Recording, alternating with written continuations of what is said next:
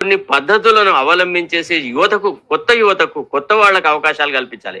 ఎన్నేళ్లు బతికున్నంత కాలం సిరిసిల్లాకు కేటీఆర్ తప్ప ఇంకొకరికి ఛాన్స్ ఇస్తాడా? పోనీ ఇంత పోకణాలు కొడుతున్నాడు కదా, పక్క నియోజకవర్గంలో నిలబడి గెలుస్తాడు ఆయనే. నేను అడుగుతున్న కేటీఆర్ నువ్వు నిజంగా ఇంత పెద్ద ప్రజాదరణ గల నాయకుడు కదా, పెద్ద గొప్ప మంత్రివి కదా, బాధ్యతలు సక్రమంగా నిర్వర్తించావు కదా, నువ్వు పక్క నియోజకవర్గం కరీంనగర్లో నిలబడి గెలుస్తావా? ఏ నియోజకవర్గంలో రాష్ట్రంలో అదర్ దెన్ సిరిసిల్ల గెలుస్తావో చెప్పు. నువ్వు అడవిలో మొడిచిన చెట్లన్నీ పీకి పారేసేసి మొక్కలను నాటి మొక్కలకు నీళ్లు పోసి ఆ మొక్కలు నావి అని చెప్పుకుంటున్న చవట రాజకీయాలు చేసింది మీరు.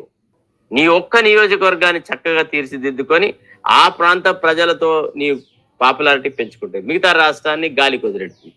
ఏందయ్యా బీఆర్ఎస్ పాలన అంటే గజ్వేలు, సిరిసిల్ల, తర్వాత సిద్దిపేట, గంతే కదా. ఇప్పుడు వీడింతే ఇదే రకమైన రాజకీయం, అంత కొడంగల్ కొడంగల్ కొడంగల్ కొడంగల్ కదా, ఫినిష్. ఇక మిగతా రాష్ట్రం గోదాట్లో పోని. మీరు ఎందుకు కొట్లాడుతున్నారు? ఇన్ని విషయాలు మాట్లాడినావు కదా, మీ చెల్లె ఎందుకు మీ మీద అవినీతి ఆరోపణలు చేస్తుంది? మా చెల్లె చెప్పే దాంట్లో అంత అబద్ధం అని చెప్పు. సిరిసిల్లలో పోయి చెప్పినావా? మరి ఆనాడు దళితుల మీద జరిగినటువంటి అటాక్ కు క్షమాపణ చెప్పినావా? నువ్వు ఏ రకంగా నిన్ను నమ్మాలా?